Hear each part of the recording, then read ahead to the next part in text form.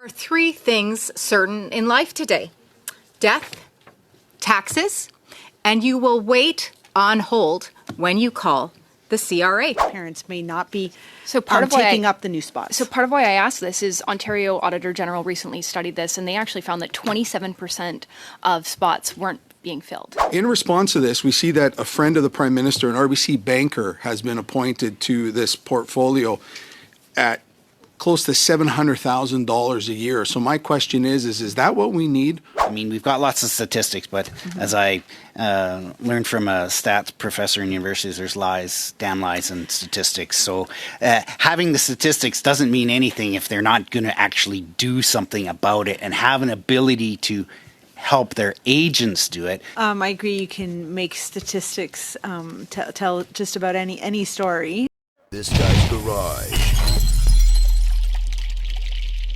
Like and subscribe. Of the Auditor General, Karen Hogan, Auditor General of Canada. Nice to see you in your team here, whom I will introduce. Andrew Hayes, Deputy Auditor General. Jean Goulet, Principal. Gabrielle Lombardi, Principal. Nicholas Swales, Principal. Glenn Wheeler, Principal. Mathieu Lequet, Director. Welcome all. Thank you for coming in. There are three things certain in life today: death, taxes, and you will wait on hold when you call the CRA. Another damning report that Canadians continue to pay more and get less. The average wait time is 31 minutes. The service standard is met only 18% of the time within 15 minutes, despite a 2017 effort of CRA's efforts to block calls. 8.6 million calls were deflected where individuals did not have an opportunity to speak to an agent.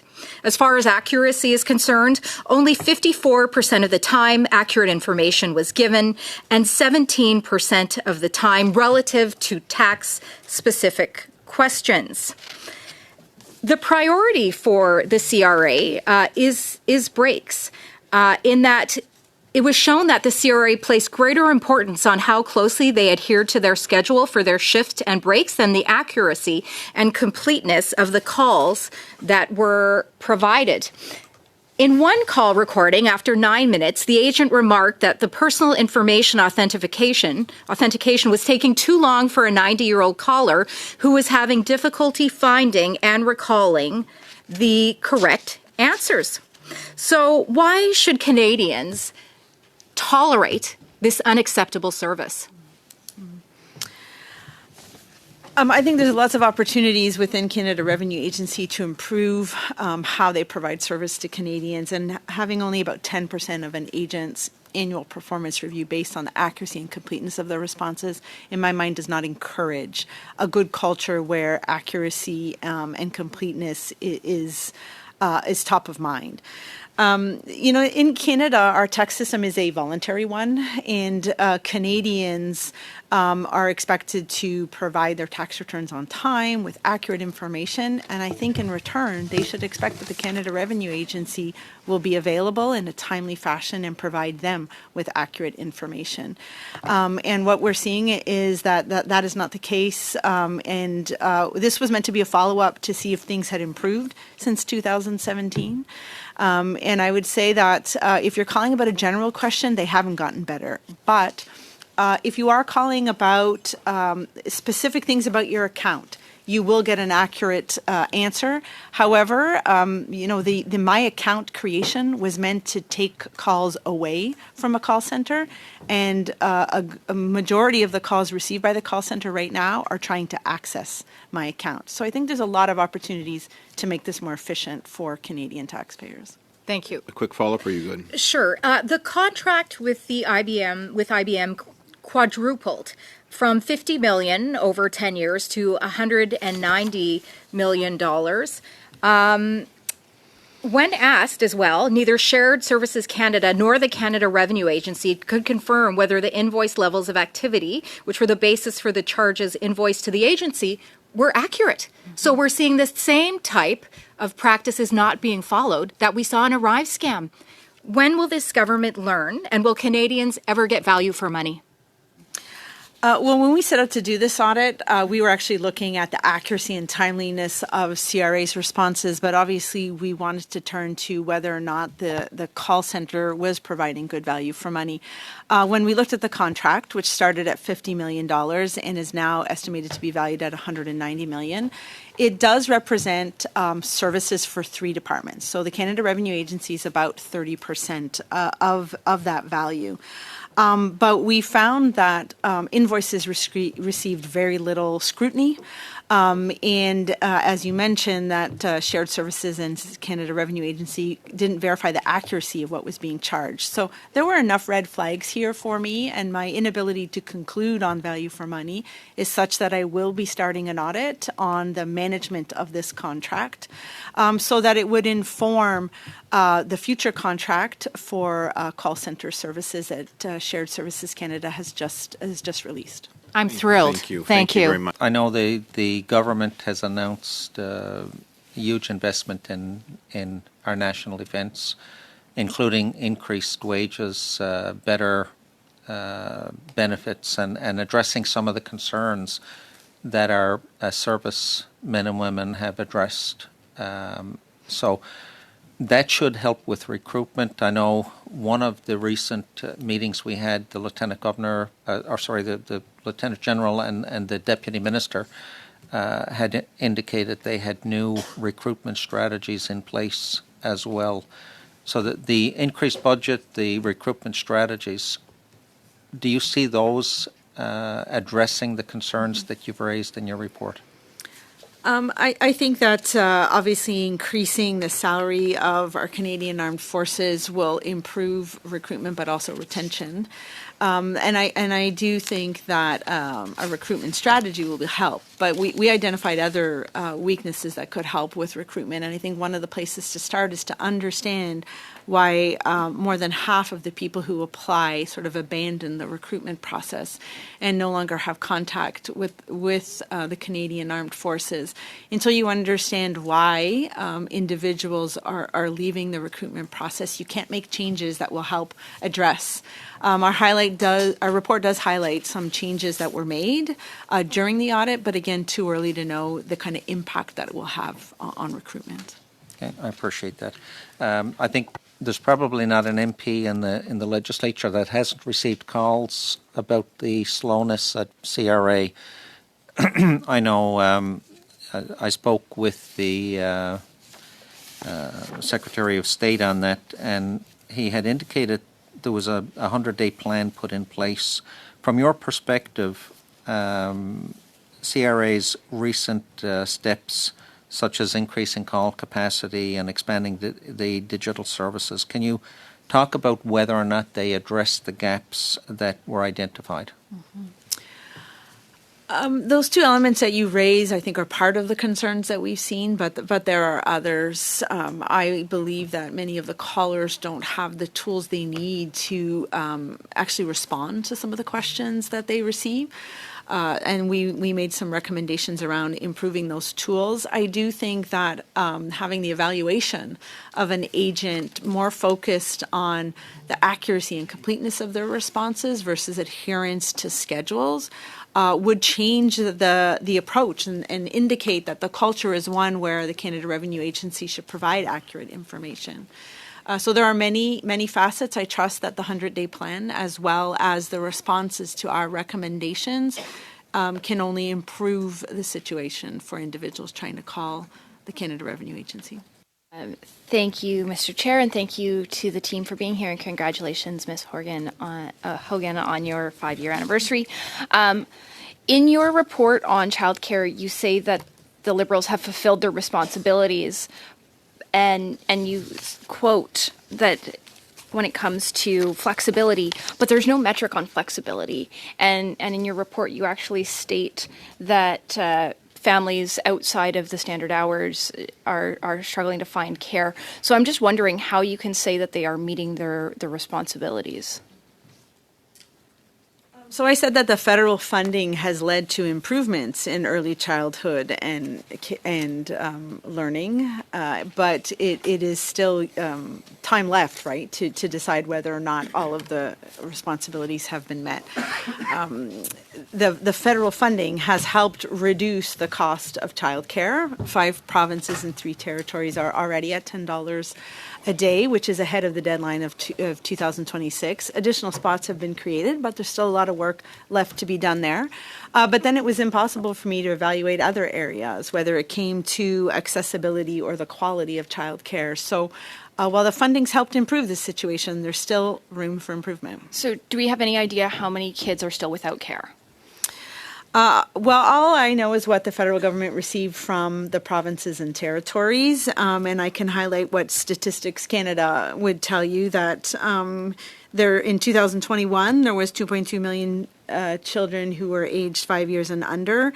And more than half of them were in childcare, and that it was at an average cost of over $30 a day. So the fact that 112 spots have been created, which is less than half of the target, is why I raised the risk that filling the 250 spots or creating those 2 spots might be very difficult to achieve. Do you know how many of the new spots are actually filled?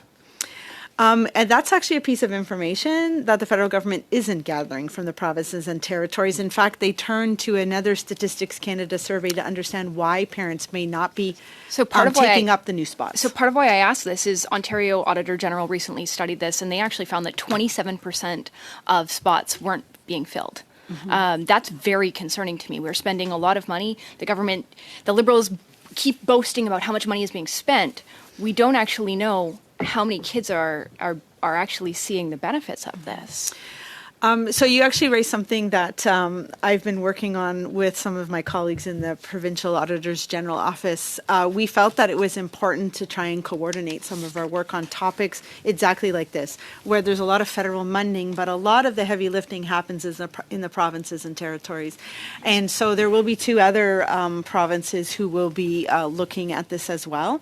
And I think it's important so that you can see the picture from the start to the finish, where the funding comes from and then how it actually happens. Is there any standard information being collected across the provinces on this? So there is some information being collected, but what the government did was they allowed every province and territory to provide it in whatever format they want. Okay, cool. There's flexibility in the agreements to make sure that they get consistent and standardized information, which is why we recommended that. So I'm going to shift gears over onto the First Nations report. I found the information in that incredibly troubling. As the Member of Parliament for Fort McMurray Cold Lake wildfire is something that is very familiar to me. You stated that not all provinces have wildfire agreements. Which provinces have wildfire agreements? Mm-hmm. So there are currently 5 provinces that have wildfire agreements. It's British Columbia, Alberta, Saskatchewan, Manitoba, and Ontario. But I think what's important to note that it doesn't mean that every First Nations community in that province is signed on to that service agreement. Okay, so then in my home province of Alberta, how many First Nations are without? So that aren't covered I don't under that have agreement? that specific level of information. I'm going to see if perhaps Glenn can add in something there. In the province of Alberta, 25 of the 48 First Nations are not covered So by that half. agreement. So about half. Yeah, Half correct. aren't covered under the agreement, and you only have agreement, or the Government of Canada, the Liberals only have agreements with half of the provinces. How many territories are covered?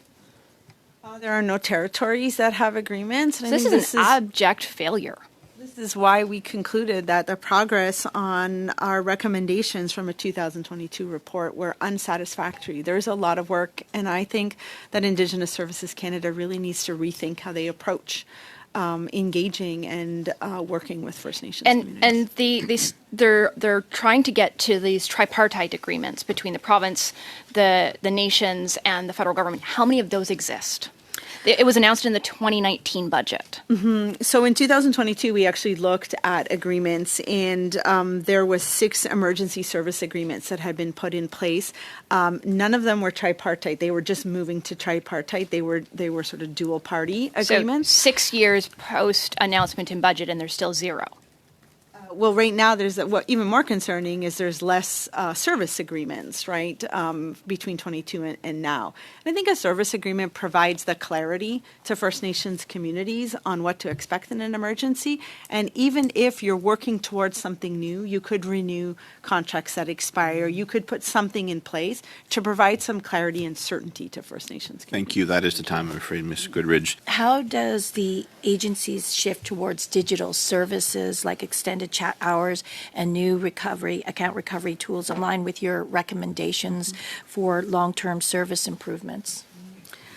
Well, I think that they are aligned, right? There are many individuals who want to speak with an agent, and then there are many individuals who are quite happy doing the self-service option.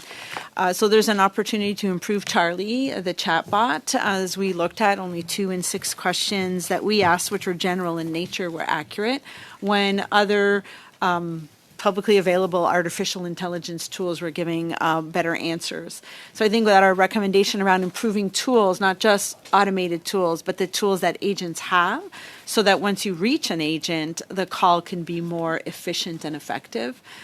We found that on average, a call lasted about 17 minutes, but 20 to 30% of that time was spent on hold and waiting for someone to find an answer. So there's a lot of opportunities to just improve some of the tools, and that's leveraging technology to make things better. I think the final recommendation we made would be to divert or dedicate the calls that are about trying to access my account. So my account was a portal created so everyone could self-serve when it comes to the Canada Revenue Agency, but it's occupying the majority of the calls made to the call center. So if you could split those up, have some real technical support, but then expertise on answering tax questions, I think it would improve the service. I'd like to start on the recruiting for the Canadian military. So on Exhibit 2, we see that out of 191,000 applicants, 103,000 were dropped. So that's a total of 54% of total applicants being dropped, and only 1 in 13 applicants completing basic training. Your report said that CAF doesn't know why these applicants were dropped. Why aren't they obtaining that data? I mean, that's an excellent question. We really wanted to know why they were falling off at certain points in the process, and that was really the goal of our audit, was to try and figure out how to help them improve or identify if there had been bottlenecks. I think one of the reasons might be because of the time delay. So the standard is supposed to be to treat an application within about 100 to 150 days, and we saw that was almost twice as long.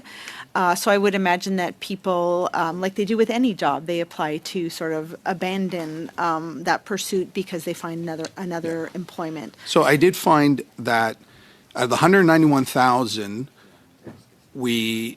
almost 15,000 came on board, but that didn't meet the target. We still have a gap of 4,700.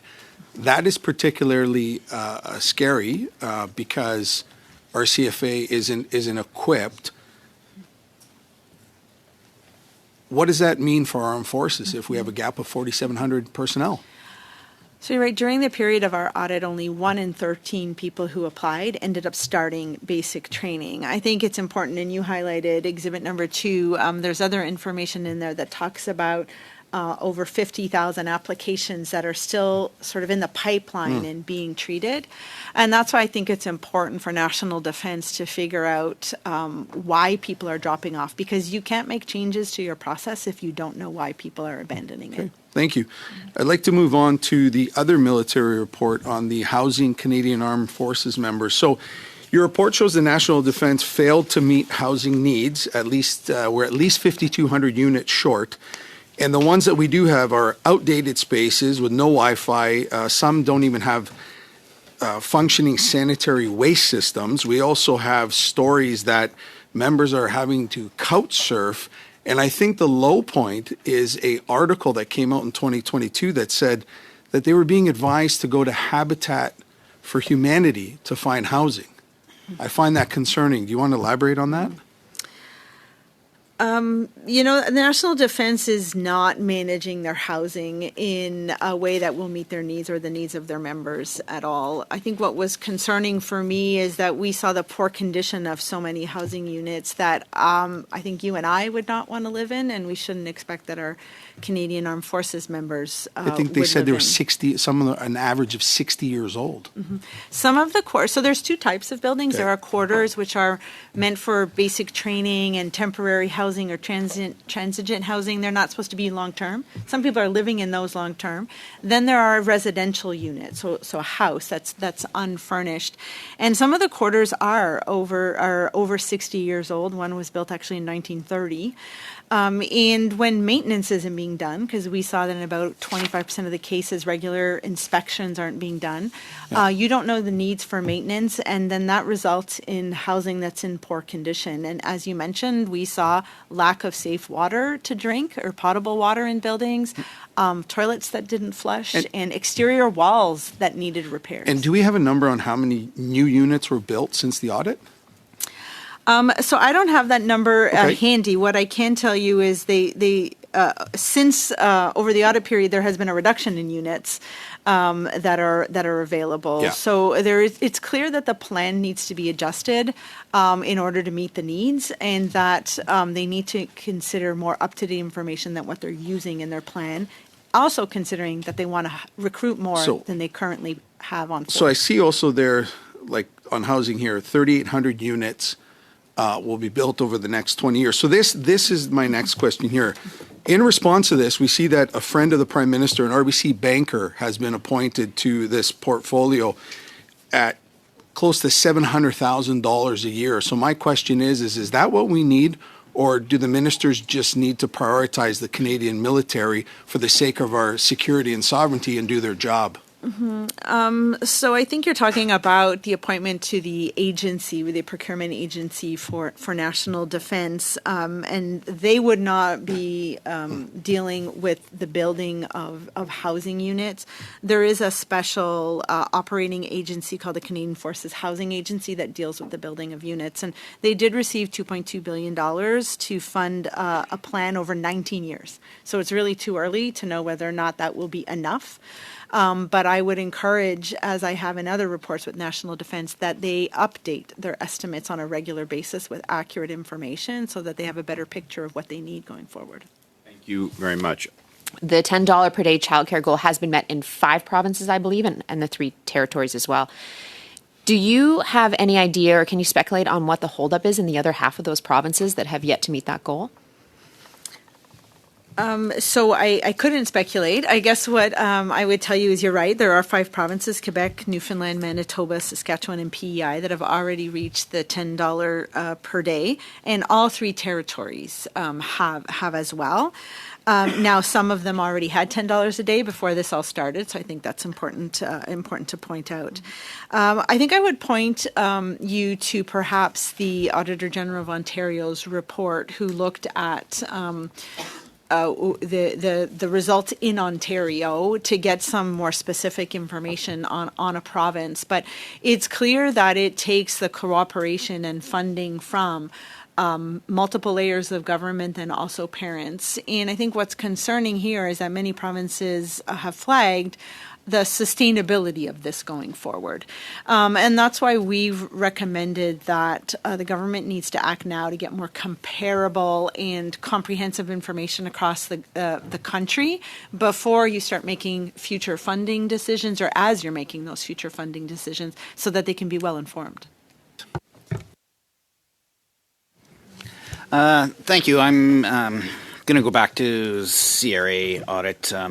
As a CPA in public practice for 26 years, I had many occasions to sit on hold and waste lots of time with waiting for CRA, especially when the service levels have gone down in the last few years. You've got a lot of information in the report. The report specifically showed that how there was number of agents that ballooned in 22, 23, and then they've come back down. Did you see any reasons for the changing of the number of agents and how much, or was that affected by the push to go to self-service with regards to my account and online, or is there other reasons to why the number of agents have decreased? I think obviously the number of agents and the tools they have a direct impact on the timeliness and the quality of service that's received. We asked Canada Revenue Agency about sort of the fluctuations in the number of agents, and it was based on their budget and the constraints and over periods of time. So the goal was to have people use more self-serve with my account and the Chatbot.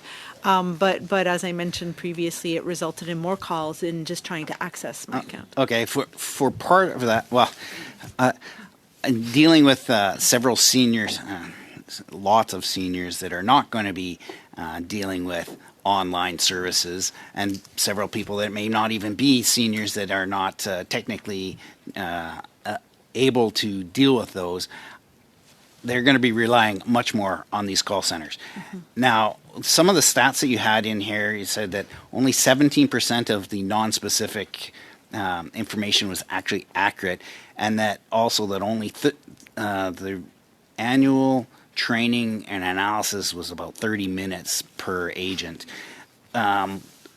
which to me means there's virtually no training on there, which would lead to the quality of the calls. Now, is there any evidence that CRA, giving you all these information, that they actually have programs to, you're saying they don't have the tools, so what do they actually have that it was going to increase the quality of these agents going forward? So I agree with you. I remember I could help my dad with his tax return, but he always preferred calling the Canada Revenue Agency to get an answer. So I can appreciate that many people want to call and speak to someone. They had quality evaluations and those quality evaluations highlighted either gaps in information. But that's just for statistics. It doesn't say how are they actually training them to get them there. What was missing from there is that there was very little actionable feedback given to an agent or an agent's supervisor. Almost no training then. And as a result, there was very little training. So we made a recommendation about sort of triaging the calls and saying that if it's about my account, put it in one area, different set of trainings and skills needed there, versus if it's about tax questions and meeting your obligations. There's a different set of skills and tools needed there. And we hope that that will help improve the service going forward. So just going back to that, also, is there any evidence that you showed as to that they were addressing the timing of these calls? I mean, we've got lots of statistics, but as I learned from a stats professor in universities, there's damn lies in statistics. So having the statistics doesn't mean anything if they're not going to actually do something about it and have an ability to help their agents do it. From your analysis, was there anything in there that was saying they're going to actually try and adjust these by giving them, their agents, the tools? I agree. You can make statistics tell just about any story, and that's why it's important to always balance the statistics that you look at. I think I would point to the evaluation for the agents, and less than 10% of it was placed. Importance was placed on the accuracy and completeness of a response. And when you set that out, the culture that you set out is not one on focusing in on getting the answer right, but one on focusing in on adhering to schedules or meeting call volumes. So I think fundamentally they need to start there. What you measure ends up in results. And so you need to measure more accurate, place more importance on accuracy. You just made a point there on the culture. So would you say that there's a lack of culture to address meeting the taxpayer rights as to getting their rights as a taxpayer satisfied? I think that's a tricky question to answer because in the Canadian tax system, it's a voluntary system where the onus is placed on you and me and everyone else in the country to provide our tax return with accurate information. Canada Revenue Agency's responsibility is to support taxpayers in doing that. And what we found is that they're waiting too long and not getting accurate responses when they call. Can I ask a question? One of the things that I found bizarre was Charlie, the chatbot, who great name, who you said, I'm just going to quote from you, we found that Charlie provided accurate answers on only 2 of the 6 questions we asked it, while other publicly available web conversational artificial intelligence tools answered 5 out of the 6 questions correctly. Like, how is it that the government's tool, specialized for the CRA, is worse than the average tool that anyone else can access anywhere? It's an excellent question to ask the Canada Revenue Agency. Charlie Chatbot was only populated with real general personal income tax information. So when we did ask questions around business taxes, it had a hard time because of how it was designed. So it's about whether or not they plan on expanding that and completing the population. I think would be a great question to Canada Revenue Agency. Oh, and definitely, I'm sure we'll all ask it. It's just that you had said it's like paragraph 36, and you'd said that the recommendation for that was paragraph 43, but there's nothing that I've found in the recommendations that seem to suggest that they needed to revise this tool, or, I mean, you certainly talked in general about how they needed to make information more available, but should they change this tool? Should they eliminate Charlie Chat and find another conversant chat tool that will do a better job? Or is it simply a matter that they need to upload more information into this existing tool to allow it to have more comprehensive answers? Mm-hmm. I think our recommendation really focused in on improving the accuracy and timeliness of responses. It's not right for me to say to the Canada Revenue Agency, you should eliminate or enhance Charlie. That's a management decision. But no matter what tool they choose, I think they have to consider that Canadians, some want self-serve and some want to speak to an agent. Right? So you need to improve the quality and responsiveness of both.